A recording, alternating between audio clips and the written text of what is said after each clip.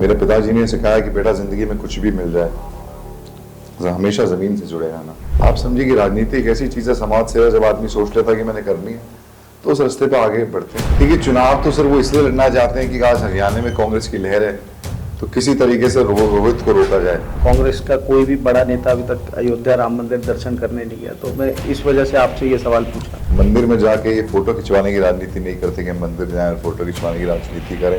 Party आज चुनाव के बिल्कुल बीच में खड़ी हुई है, लेकिन अभी भी कांग्रेस पार्टी के जिलाध्यक्ष तक नियुक्त नहीं हुए हैं, संगठन नहीं है। कांग्रेस पार्टी का कार्यकर्ता किसी पद का भूखा नहीं है, किसी पद का लालची नहीं है।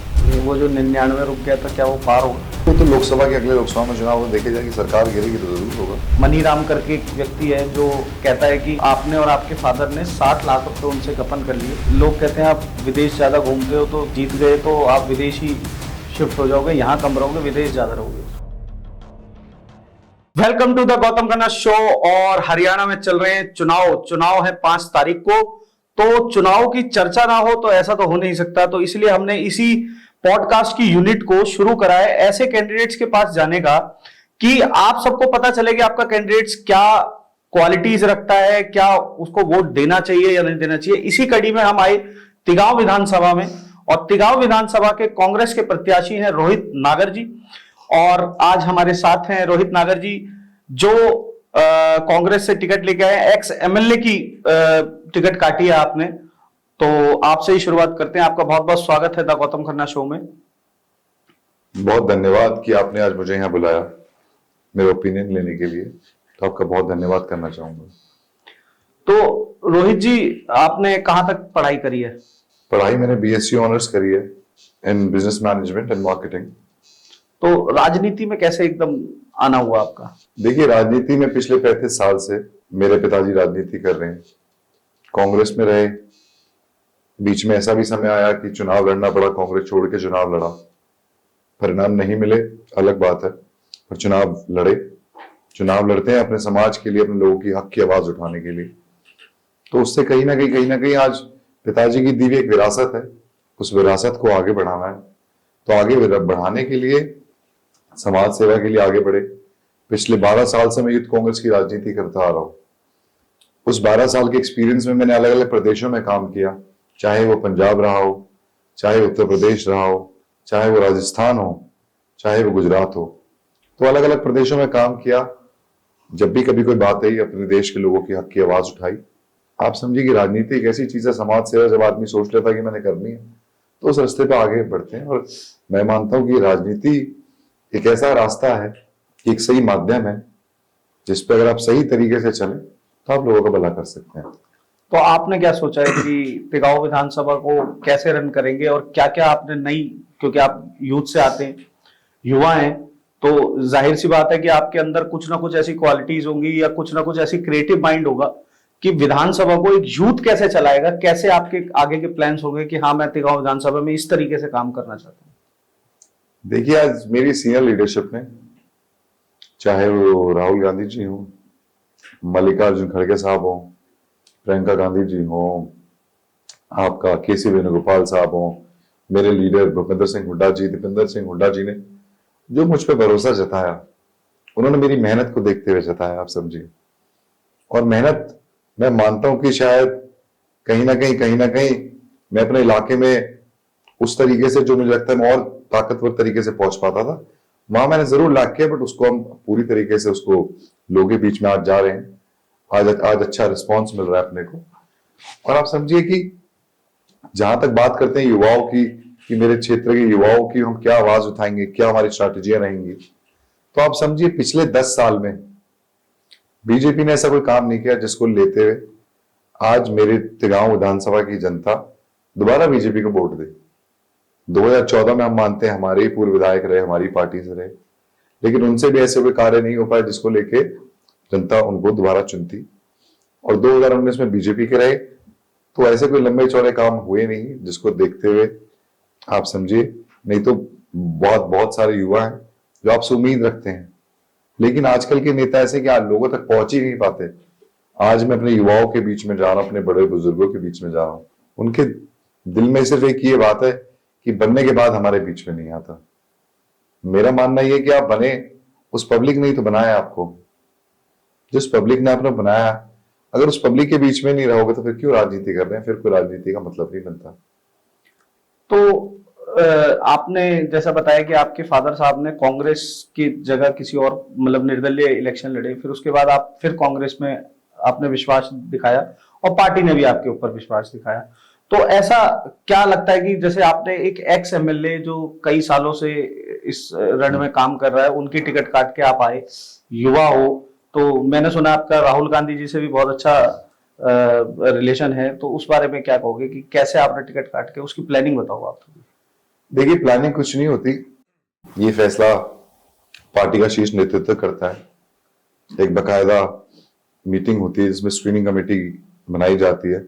स्क्रीनिंग कमेटी स्टेट लीडरशिप से नाम लेती है और उसके बाद वो नाम सीसी में भेजे जाते हैं। इसका फैसला सीसी करती है कि किसकी टिकट होनी है, किसकी नहीं करनी। ये जरूर है कि स्क्रीनिंग में कुछ लोगों के नाम, 2-3 नाम रख के ऊपर सीसी में भेजे जाते हैं। और रही ललित नागर जी की टिकट काटने की बात, तो देखिए ये फैसला पार्टी नेतृत्व का है। उनकी कई कंप्लेंटें गई जिसमें उन्होंने लोकसभा में लड़े पूर्व महेंद्र प्रताप जी के खिलाफ खिलाफत करी 2024 के लोकसभा के चुनावों में। अगर आज भी आप कांग्रेस में रहते हुए बीजेपी के लिए वोट मांगेंगे, अंदरूनी आपके जितने भी पार्टी वर्कर्स थे आपके, आज आप अगर बीजेपी की वोट लाएंगे तो क्या कांग्रेस पार्टी आपको टिकट देगी? कभी नहीं देगी। और शायद वो आपके सामने चुनाव भी लड़ रहे हैं इस टाइम। देखिए, चुनाव तो सर वो इसलिए लड़ना चाहते हैं कि आज हरियाणा में कांग्रेस की लहर है, तो किसी तरीके से रोहित को रोका जाए। देखो, रोहित की लहर किसी पे रुकेगी तो मेरे तिगांव विधानसभा की जनता के हाथ में है, रोकना है ना रोकना। कोई व्यक्ति विशेष मेरी इस प्यार को जो आज मुझे मेरे क्षेत्र की जनता से मिल रहा है, युवाओं से मिल रहा है, मेरे हम उम्रों से मिल रहा है, तो मुझे नहीं लगता कोई व्यक्ति विशेष उसको रोक सकता है। अच्छा, आपके हिसाब से क्या लगता है आपको कि एक यूथ ज्यादा अच्छा पॉलिटिक्स में अपनी विधानसभा को चला सकता है या फिर एक बुजुर्ग? क्योंकि एक बुजुर्ग भी लोग कहते हैं कि ये बाल धूप में सफेद नहीं हुए, तो उस हिसाब से आपको क्या लगता है कि एक एक्सपीरियंस वाला ज्यादा अच्छा चलाएगा या आपके पास जैसे एक्सपीरियंस नहीं है, आप नए विधानसभा में चुनाव लड़ रहे हैं, तो आपके हिसाब से दोनों में से कौन सा ठीक रहेगा? देखिए, जहां तक रही एक्सपीरियंस की बात, तो मैं 12 साल से राजनीति कर ही रहा हूँ। ऐसा तो नहीं मेरा पहला चुनाव है। अलग अलग चुनाव मैं लड़ अपने बेशक खुद पहली बार लड़ रहा हूँ, बट अलग अलग प्रदेशों में चुनाव का प्रचार किया है, प्रभारी भी रहा हूँ कई जगह। तो देखिए, और रही बात बड़ों की, बड़ों के आशीर्वाद के बिना कुछ नहीं है। बड़ों का एक्सपीरियंस मैं मानता हूँ शायद हमसे ज्यादा हो सकता है, तो उनके एक्सपीरियंस को हम साथ लेके चल रहे हैं। मेरे इलाके में सीनियर लीडरशिप रहे जेपी नागर जी, जगत सिंह नागर जी, मेरे पिताजी श्री यशपाल नागर जी, तीनों हमारे साथ हैं, तो उनका एक्सपीरियंस मेरे काम आ रहा है। और मैं कहता हूं, इंसान उम्र से एक्सपीरियंस नहीं देखा जाता, आपकी मेहनत पे आपका एक्सपीरियंस देखा जाता है। जो मेरा पर्सनल ओपिनियन है कि मैं 12 साल की इस राजनीति में जो मैंने मेहनत करी, जो मुझे एक्सपीरियंस मिला, आज भी एक्सपीरियंस मेरे काम आ रहा है। और बड़ों का आशीर्वाद जो जिंदगी में हमेशा आगे बढ़ाता है, वो भी काम आ रहा है। तो आज मेरे बड़े भी मेरे साथ हैं, जहां मेरी कहीं मुझे कमी लगती है उसको मैं उनसे जरूर डिस्कस करता हूँ और बात करते हैं, उसमें मेरे को मदद लेता हूँ उनसे। तो रोहित भाई, आप विदेश में ज्यादा रहे हो तो दोस्त यार भी आपके विदेश के बहुत सारे होंगे, तो ऐसा क्या देखने को मिलेगा कि इस इलेक्शन कैंपेन में अंग्रेज और बाहर के देशों के लोग भी आपके, क्योंकि देखो दोस्त यार जो होते हैं ना जब इलेक्शन लड़ते हैं, तो हमारे इंडिया में तो यही होता है कि यार दोस्त कहीं का भी दूर का भी हो वो भी आ जाता है कि भाई मदद करनी है, तो ऐसे अंग्रेज आए काफी देशों से आपकी मदद करने? ये मैं ऐसा तो नहीं कहूंगा कि मैं विदेशों में बड़ा रहा हूँ, क्योंकि मैं तो यहीं आप अपने क्षेत्र की जनता के बीच में रहा हूँ। और बाहर आना जाना ऐसा नहीं कि अकेले मेरे गए रहा है, सब छुट्टियों में कहीं ना कहीं परिवार के साथ जाते हैं, तो वह जरूर रहा। हाँ, ये जरूर रहा है कि मेरे दोस्त यार इस दुनिया में हर जगह कहीं ना कहीं सबने यार प्यार कमाया है, तो आज जरूर वो मेरे लिए अपनी वोट अपील कर रहे हैं और आना चाहेंगे तो उनका स्वागत करूंगा। और साथ ही आपको गाड़ियों का भी बहुत शौक है मैंने सुना है, तो लैम्बोर्गिनी, रॉयल्स रॉयस वगैरह काफी पसंदीदा गाड़ी है आपकी, तो ऐसा भी होगा क्या जीतने के बाद एमएलए का काफिला बहुत रॉयल्स गाड़ियों के साथ चला करेगा इस फरीदाबाद में? देखिए, ये जरूर मेरा शौक है कि मैं गाड़ियों का शौकीन हूँ, पर हम बड़े जमीन से जुड़े हुए आदमी हैं। मेरे पिताजी ने सिखाया कि बेटा जिंदगी में कुछ भी मिल जाए, हमेशा जमीन से जुड़े रहना। हम मानते हैं कि हम रोल्स रॉयस में भी चलते हैं, लेकिन बैठने के लिए मारुति में बैठ के चल जाते हैं। आज मेरी कॉन्स्टिट्यूंसी में हम जाते हैं तो मुझे ये नहीं कि मुझे बड़ी गाड़ी में चलना है, मेरा कोई साथी, मेरा कोई भाई कहता है कि भाई आओ मेरे साथ, मैं कहता चलो यार आपकी गाड़ी में बैठ चलेंगे आपके साथ। तो देखिए ये जमीन से जुड़ी हुई बात होती है। इंसान क्या जिंदगी में कब क्या हो क्या ना हो ये ऊपर वाले के हाथ में होता है, पर आपको हमेशा जमीन से जुड़े हुए रहना चाहिए। और गाड़ियों का शौक तो देखिए मैं मानता हूँ आजकल की यंग जनरेशन में सभी को, ये मुझे अकेले को नहीं, ये सभी को। और ये तो कोई गलत भी नहीं है, ठीक है, पैसा है भाई तो गाड़ियां तो चलाएंगे ही। अब तुम कहो कि भाई नहीं ठीक है, राजनीति में आने के लिए ये दिखावा करें कि गाड़ियां नहीं है, बहुत ही ग्राउंड से वो करेंगे, तो ये तो एक गलत हो जाएगा। ठीक है, हाँ पैसा है, गाड़ियां हैं तो है, उसमें इफ एंड बट वाली बात होनी नहीं चाहिए।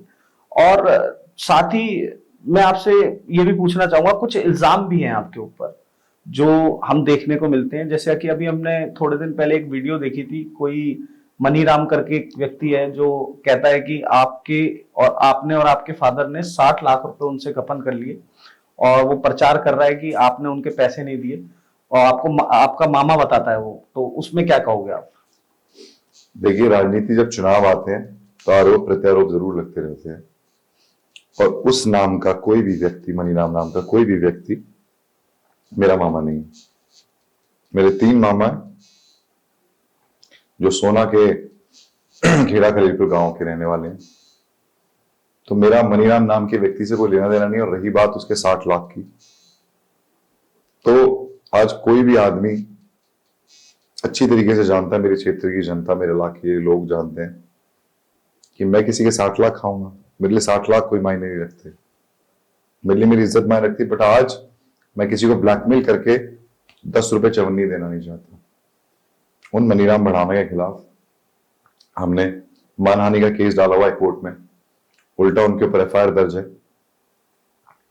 और उनको हमारी ही पार्टी के पूर्व विधायक ललित नागर जी सहयोग देते हैं कि आप जाइए इनके खिलाफ प्रचार फैलाइए। तो मुझे कोई लंबा चौड़ा खासा तो नहीं लगता कि चुनाव है, राजनीति को देखते हुए आज उनकी टिकट कटी है तो कहीं ना कहीं आगे बढ़ा रहे हैं, उनकी अपनी पर्सनल चॉइस है। बट मेरे क्षेत्र की जनता मुझे अच्छे से जानती है, और मनीराम से मेरा पर्सनल ना मेरे परिवार का कोई लेना देना है। साथ ही एक इल्जाम और लगता है आपके ऊपर कि लोग कहते हैं आप विदेश ज्यादा घूमते हो, तो ये जीत गए तो आप विदेश ही शिफ्ट हो जाओगे, यहाँ कम रहोगे, विदेश ज्यादा रहोगे। तो उन लोगों को आप क्या कहोगे? ये जो मेरे साथी सोचते हैं कि विदेश रहूंगा, अगर विदेश ही रहना होता तो सब सुख सुविधाएं है मेरे पास। आज भी आपके बीच में जा रहा हूँ, आपकी लड़ाई उठा रहा हूँ, आपकी आवाज को उठाने का काम कर रहा हूँ।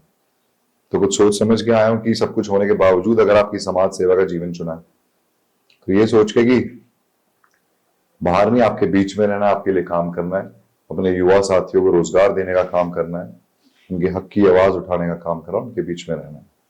और विदेश तो देखो, जो मेरे युवा साथी आज गांव के भी हैं, क्या वो नहीं जा रहे हैं क्या? तो ऐसा कुछ नहीं है, अपने क्षेत्र की जनता के बीच में रहेंगे, उनकी सुनवाई करेंगे, उनके काम करेंगे। तो आपको जनता क्यों चुने भाई? और भी कैंडिडेट्स हैं, आपके अंदर क्या ऐसी खासियत है कि आपको वोट दें, उनको वोट ना दें? तो इस बारे में आप थोड़ा सा अपने बारे में बताओ कि क्यों आपको चुने हम। देखिए हरियाणा में सबसे कम उम्र के प्रत्याशी के तौर पे आज मेरी पार्टी ने मुझे चुना, कुछ सोच के ही चुना होगा।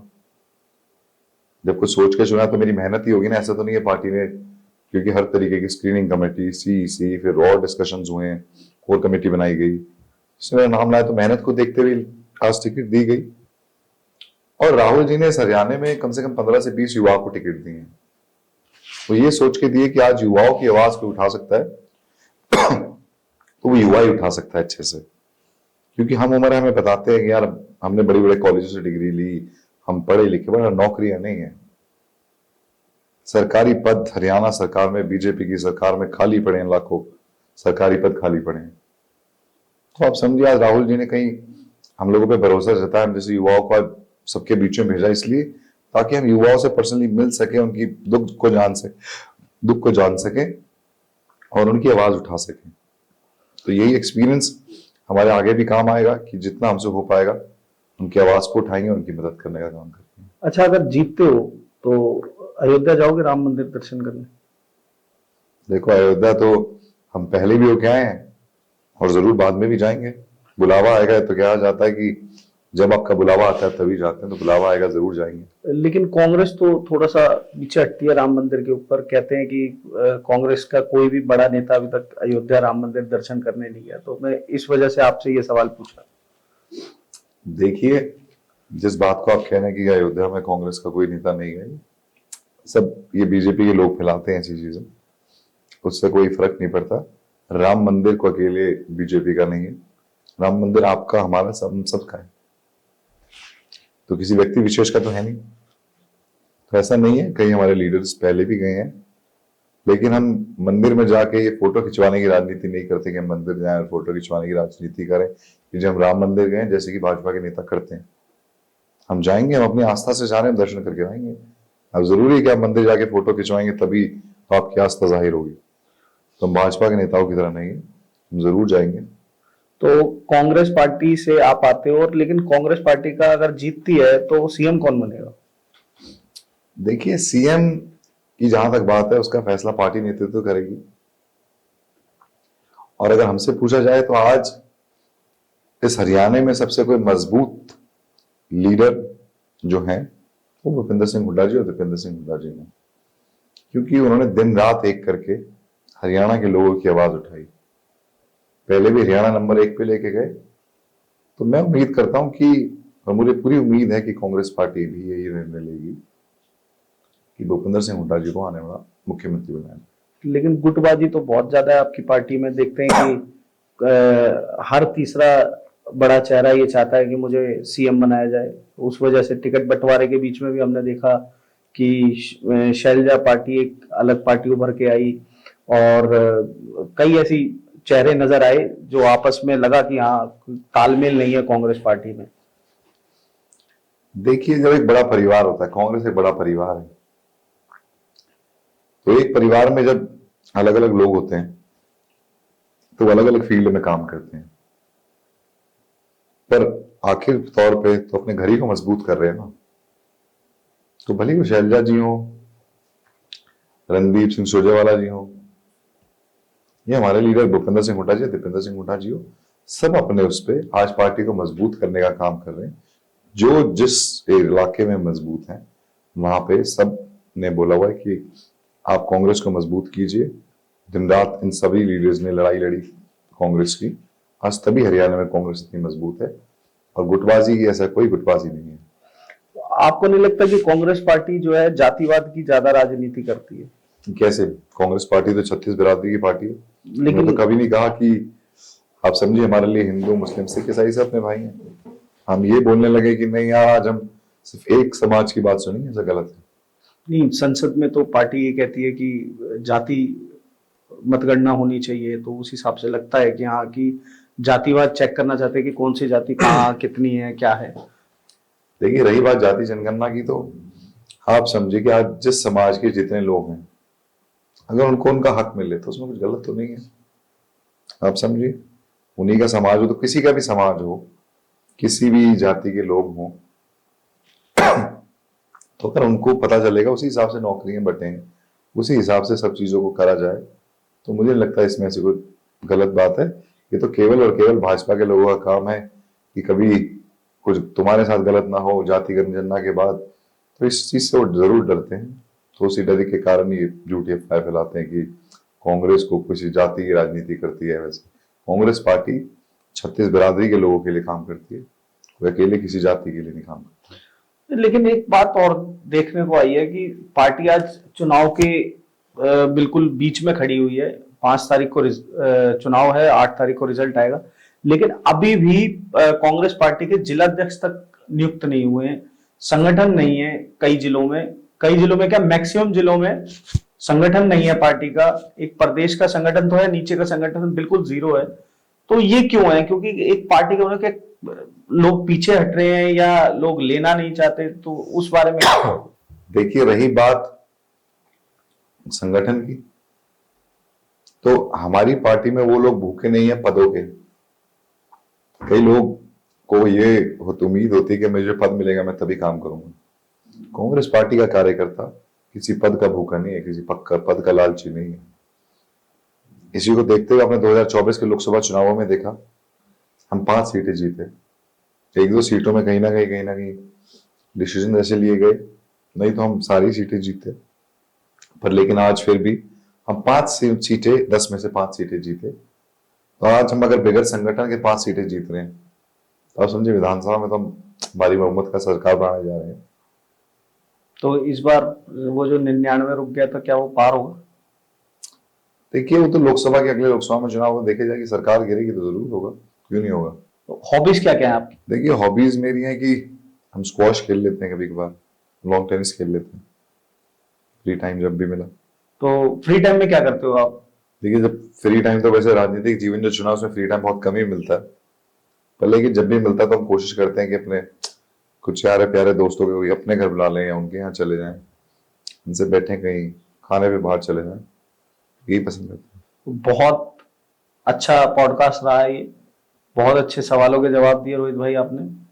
हम आशा करते हैं कि आप विजयी हों और लोगों को भी पता चला कि आपके बारे में, कि आपको क्या पसंद है क्या नहीं है, विधानसभा कैसे चलाओगे, राजनीति कैसे करोगे, कैसे पॉलिटिक्स के अंदर आप आए।